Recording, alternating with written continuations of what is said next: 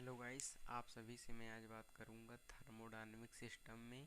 आप सभी को मैंने 2 क्लास दिया है जिसमें से कुछ टॉपिकों के बारे में बताया है और आज उसके आगे अध्ययन करेंगे। हम सब आपका पढ़ेंगे diesel engine and petrol engine, SI and CI। CI जिसे बोलते हैं उसे हम डीजल इंजन बोलते हैं, पेट्रोल इंजन उसे बोलते हैं SI को। ठीक है, पेट्रोल इंजन और डीजल इंजन बहुत इम्पॉर्टेंट पार्ट है आपका थर्मल इंजीनियरिंग में, वेरी इंपॉर्टेंट पार्ट है और आज हम उसी के बारे में पढ़ेंगे। सिलेंडर के अंदर चलिए हम डीजल इंजन में डिफरेंस और पेट्रोल इंजन में डिफरेंस बताते हैं आप सभी को।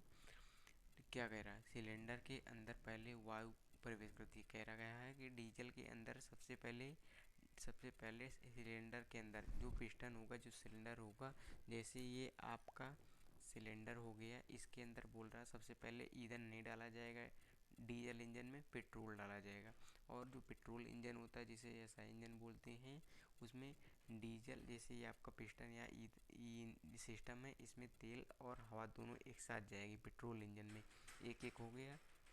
दूसरा हो गया डीजल डीजल इंजन में इंजेक्टर इस्तेमाल किया जाता है और पेट्रोल इंजन में इंजेक्टर इस्तेमाल नहीं किया जाता है, उसमें स्पार्क प्लग प्रयोग किया जाता है। तीसरा डीजल इंजन में उच्च तापीय दक्षता होती है और उसमें पेट्रोल इंजन में निम्न तापीय दक्षता होती है। चौथा, जो आपका डीजल इंजन है यह अधिक स्थान घेरता है और पेट्रोल इंजन जो है आपका कम स्थान घेरता है। पाँचवा, जो आपका डीजल इंजन है इसमें निम्न प्रचलन लागत होती है और जो पेट्रोल इंजन होता है उसमें उच्च प्रचलन लागत होता है। और डीजल इंजन जिसे एसआई इंजन बोलते हैं, या डीजल चक्र पर कार्य करता है और आपका पेट्रोल इंजन जो है वो ऑटो चक्र पे कार्य करता है। और डीजल इंजन जो होता है भारी वजन होता है, डीजल इंजन जो होता है वो पेट्रोल इंजन से भारी होता है और पेट्रोल इंजन जो होता है वो डीजल इंजन से हल्का होता है। ठीक है, और पेट्रोल इंजन में हम सब ईंधन जो होता है कम कीमत में मिल जाता है और डीजल इंजन में ईंधन की कीमत अधिक होती है। और डीजल इंजन जो होता है अधिक खतरनाक नहीं होता है, पेट्रोल इंजन आपका अधिक खतरनाक होता है। और डीजल इंजन जो आपका कम विश्वसनीय होता है और पेट्रोल इंजन जो होता है ज़्यादा विश्वसनीय होता है। आपने डीजल एंड पेट्रोल के बारे में रिलेशन को मैंने बताया, आप सब इसको देख लीजिएगा और आगे मैं आप सभी को बताता हूँ। आपका इम्पोर्टेंट है, इसके बाद आपका जो इम्पोर्टेंट पार्ट है वो आपका है 2 stroke and 4 stroke. 2 stroke and 4 stroke जो होता है वो वेरी इंपॉर्टेंट पार्ट है। 2 स्ट्रोक जो होता है, 2 स्ट्रोक जिसे बोलते हैं, वो ज़्यादातर टू फोर व्हीलर में प्रयोग, 2 गाड़ी जिसमें 2 चक्के होते हैं उसमें प्रयोग की जाती है। और आपकी एक नैनो 4 व्हीलर में आती है उसमें भी प्रयोग की जाती है। जो 2 स्ट्रोक होती है उसमें पावर अधिक होती है, शक्ति अधिक होती है, पावर। उसके बाद 4 स्ट्रोक जो होती है वो कार में, बस में, ट्रक में, इन सभी में आपका 4 स्ट्रोक, 16 स्ट्रोक ये सभी यूज किए जाते हैं। ये जो 4 स्ट्रोक होता है इसमें ईंधन कम प्रयोग किया जाता है और 2 स्ट्रोक में ईंधन अधिक लगता है। चलिए इसके बारे में हम पढ़ते हैं। 2 स्ट्रोक एंड 4 स्ट्रोक, या जो 2 स्ट्रोक है या 2 स्ट्रोक मोटरसाइकिलों में प्रयोग किया जाता है। पहली बात, 2 स्ट्रोक जो होता है आपका मोटरसाइकिल में प्रयोग किया जाता है और जो 4 स्ट्रोक होता है वो कार, बस, ट्रक आदि में प्रयोग किया जाता है। और 2 स्ट्रोक की गाड़ी बोल रहा है 2 स्ट्रोक की गाड़ी की पावर अधिक होती है, 4 स्ट्रोक की गाड़ी की पावर उस 2 स्ट्रोक की गाड़ी के पावर से कम होती है। और तीसरा, 2 स्ट्रोक में इसका ईंधन ज़्यादा खर्च होता है, बोल रहा 2 स्ट्रोक में ईंधन ज़्यादा खर्च होता है, तेल ज़्यादा लगता है।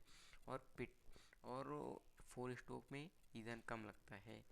और चौथा, 2 स्ट्रोक आसानी से उपलब्ध होती है और 4 स्ट्रोक आसानी से उपलब्ध नहीं हो पाती। कहने का मतलब है जितना आपके बीच में दो चक्का मोटरसाइकिल गाड़ियाँ उपस्थित हैं, उतनी तुलना में 4 व्हीलर आपकी उपस्थित नहीं हो सकती, उतना हम सब नहीं ले सकते इसीलिए।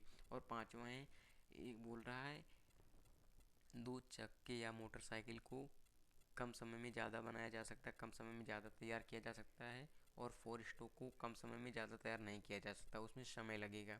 और 6वां देखिए, यह अधिक मात्रा में प्रयोग की जाती है। बोल रहा है 2 स्ट्रोक गाड़ी जो होती है आपकी अधिक मात्रा में प्रयोग की जाती है, और फिर 4 स्ट्रोक गाड़ी जो होती है उसे कम मात्रा में प्रयोग किया जाता है, क्योंकि वो महंगी होने के साथ साथ कम उपस्थित होती है।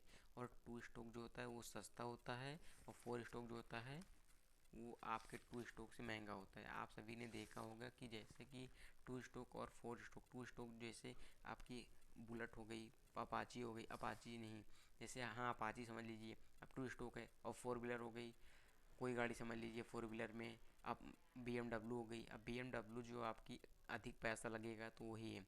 और आपने 2 स्ट्रोक एंड 4 स्ट्रोक के बारे में, रिलेशन के बारे में मैंने बताया। और चलिए आगे बताता हूँ। खुला निकाय एंड बंद निकाय, जिसे बोलते हैं, खुले निकाय को बोलते हैं क्लोज सिस्टम, और बंद निकाय को बोलते हैं, खुला निकाय को बोलते हैं ओपन सिस्टम, और बंद निकाय को बोलते हैं क्लोज सिस्टम। ठीक है, तो इनमें भी डिफरेंस जान लेते हैं, ज़्यादा नहीं, चार डिफरेंसेस में इंपॉर्टेंट है जो आपको जानना चाहिए उतना ही बताऊंगा।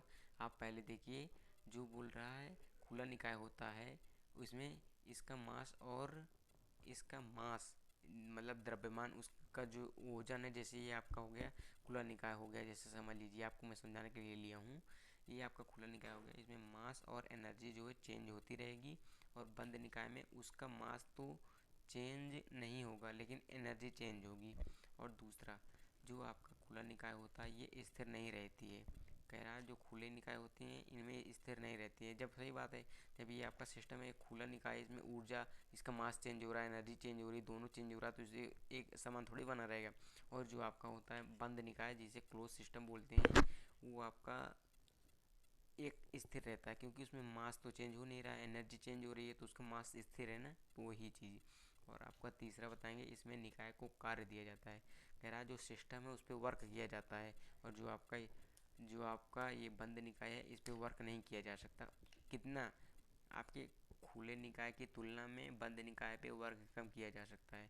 जैसे आप सभी लोग जान लीजिए, आपका जो खुला निकाय होता है इसमें कौन क्या क्या आता है, क्या क्या इसमें, क्या कौन कौन से सिस्टम आते हैं। तो आपका हो गया वायु संपीड़क, वायु संपीड़क एक सिस्टम हो गया, बॉयलर एक सिस्टम हो गया, बॉयलर जल और टारबाइन हो गया, गाड़ी का इंजन आपका आदि, जो ये सब आते हैं, ये सब आते हैं खुले निकाय में। और बंद निकाय में मैं आपको बताऊंगा, प्रेशर हो गया, ये बंद हो गया। जैसे कि अब सीटी है, कुकर आप सभी ने देखा होगा, तो वो बंद होता है, तो उसका जो बंद होता है तो प्रेशर बंद निकाय, मतलब बंद क्लोज सिस्टम, तो वो बंद निकाय हो गया। और आपका कुकर हो गया, इसमें कुकर मैंने बताया। कार हो गई आपकी, बैटरी, कार की बैटरी हो गई, वो भी बंद होता है। घरेलू रेफ्रिजरेटर, ये सब मैंने आप सभी को इतना बताया। आप सभी को मैंने 2 स्ट्रोक एंड 4 स्ट्रोक के बारे में रिलेशन को बताया, एंड और एसआई इंजन और सीआई इंजन के बारे में डिफरेंस बताया, and close system and open system के बारे में मैंने बताया। इस वीडियो में मैं 3 टॉपिक ही रखता हूँ, और अगले वीडियो में मैं आप सभी को अगला टॉपिक लेके आऊँगा, जिससे कि आप सभी लोगों को समझने में दिक्कत नहीं होगी। मैंने 2 टॉपिक डाल दिया है पहले क्लास, फर्स्ट एंड सेकंड करके। जो इम्पोर्टेंट पार्ट है उतना ही बता रहा हूँ, बहुत ज़्यादा नहीं बता रहा हूँ, ना ही बहुत लंबी क्लास कर रहा हूँ, सिर्फ 5 से 10 मिनट की क्लास कर रहा हूँ, जिससे कि आप सभी लोग टाइम निकाल सको। ज़्यादा टाइम नहीं लेना है आपका मुझे, क्योंकि आपका समय वेरी इंपॉर्टेंट है। आप सब अपने समय को, कीमती है, इसे, जो समय आपका चला जाएगा दोबारा लौट के नहीं आएगा। अपने समय को आप एक टाइम के अनुसार यूज करिए, जिससे कि आप कोई भी वर्क कर रहे हो तो आप अपने समय को मैनेज करके हिसाब से यूज़ करिए, कोई भी वर्क कर रहे हो। मैं इतना ही छोटा वीडियो रखूँगा, अगले वीडियो में कुछ टॉपिक इम्पोर्टेंट आपके बताऊँगा। इतना ही रखूँगा। Thank you all of you.